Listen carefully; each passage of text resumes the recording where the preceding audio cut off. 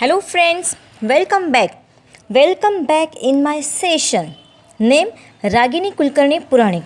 Learn everything in simple way. In this session, we are going to learn about advice customers. Standard 6 2.7 Advice customers. Students, you must have seen ads that is advertisement on TV and in many other places. Advertisements are given by owner of different companies to tell people about their products.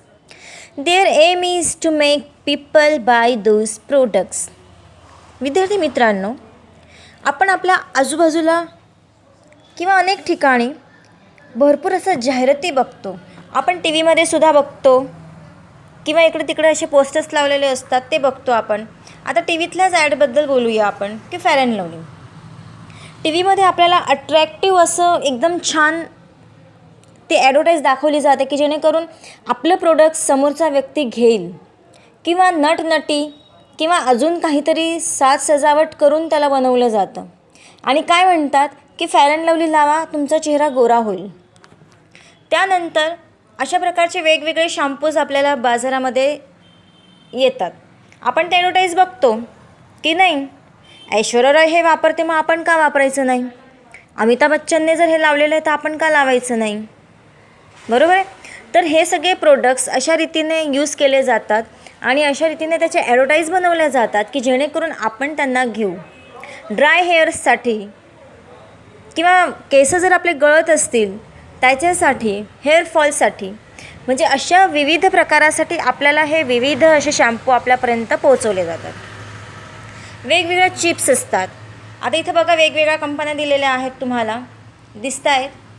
तर ह्याच्यामध्ये सुद्धा असं आहे की हे खाल्ल्यानंतर असं होईल, म्हणजे तुम्ही जर लेस खाल्ले तर तुमचा मूड एकदम चांगला होईल किंवा त्याची चव चांगली आहे वगैरे वगैरे आपल्याला इथं दाखवलं जातं. तर आज आपण तोच म्हणजे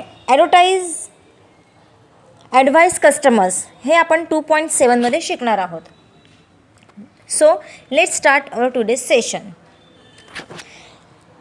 You must have seen ad that is advertisement on TV and many other places.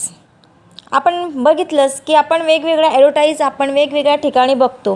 काही टी व्हीवर बघतो, काही बसस्टँडजवळ बघतो, शाळेजवळ लावलेल्या असतात, टॉकीजजवळ असतात. जिथे पब्लिक जास्त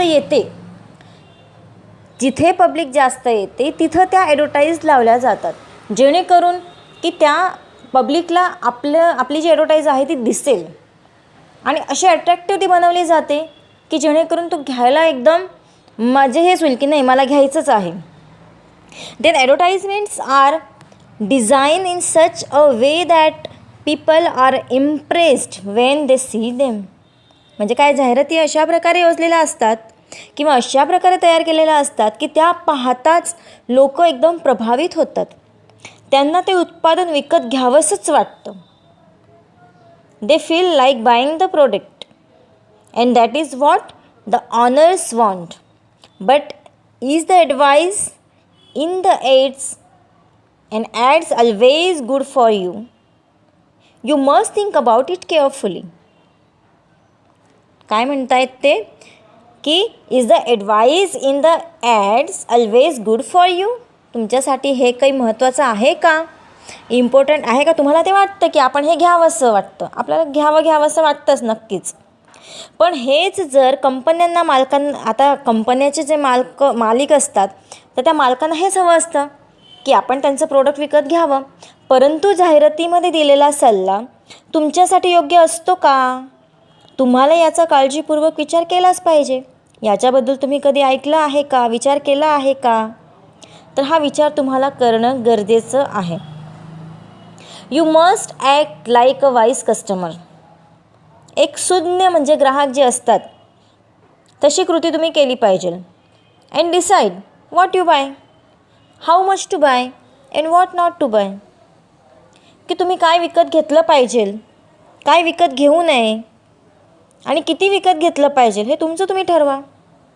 कोणीही तुम्हाला जबरदस्ती करू शकत नाही की तुम्ही हे घेतलंच पाहिजे, ते घेतलंच पाहिजे. ठीक आहे. आत्ता इथे तुम्हाला इथे दिसत आहेत चित्र बघा या चित्रामध्ये तुम्हाला काय वाटतंय की व्हॉट द ॲड सेज, म्हणजे पुढील जी जाहिरात आहे, ही जी समोरची जाहिरात तुम्हाला दिसते ती तुम्हाला काय सांगते आहे? तर पहिल्या याच्यामध्ये काय आहे, फीलिंग हॅप्पी म्हणजे काय की तिला एकदम ते क्रिस्पी क्रंची, इथे एक ॲड दिलेली आहे ती क्रिस्पी क्रंचीची आहे. तर क्रिस्पी क्रंचीची ॲड असल्यामुळे ते काय म्हणत आहे, त्यांचं म्हणणं असं आहे की ही खाल्ल्यानंतर तुम्हाला एकदम हॅप्पी फील होईल, तुम्हाला आनंद होईल. याच्यानंतर फीलिंग सॅड म्हणजे इथं दुसरं चित्र दिलेलं आहे सॅडचं आहे की जर तुम्ही सॅड असाल तर त्या सॅडमध्ये सुद्धा तुम्ही, जर तुमचं मन नाराज आहे, तुम्ही नाराज आहात, तर त्या नाराजगीमध्ये सुद्धा तुम्ही क्रिस्पी क्रंची जर खाल्ली तर तुमचा मूड चांगला होईल.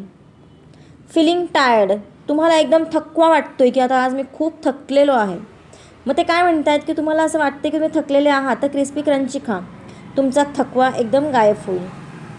यानंतर लॉस द मॅच, तुमची मॅच तुम्ही हारले आहात असं तुम्हाला जर वाटतं आहे आणि नक्कीच तुम्ही हारले आहात तर क्रिस्पी क्रंची खा. वॉन द कप, आणि नक्कीच तुम्हाला जर एकदम असा कप मिळालेला आहे, तुम्ही जिंकले आहात असं तर तुम्हाला वाटतं आहे, तर त्यावेळेससुद्धा तुम्ही ते क्रिस्पी क्रंची खाऊ शकतात. Day and night crispy crunchy, दिवस आणि रात्र crispy crunchy. Now and then crispy crunchy. इथं बघा एक कार्टून दिसतं आहे तुम्हाला, तर हे कार्टून तुम्हाला प्रोत्साहित करतं आहे आणि म्हणतं आहे की हे तुम्ही घ्या.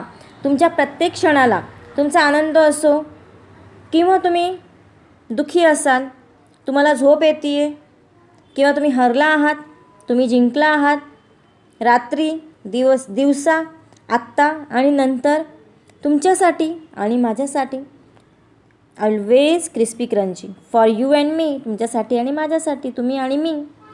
तर हे काय आहे की ॲड असं दाखवतं आहे आपल्याला की ही क्रिस्पी क्रंची तुम्ही खायला पाहिजे.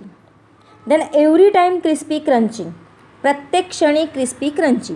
Only for 5 rupees, get 1 pack free on 5, म्हणजे 5 रुपयाचं घेतल्यानंतर त्याच्यावर एक फ्री आहे असंही ते म्हणत आहेत.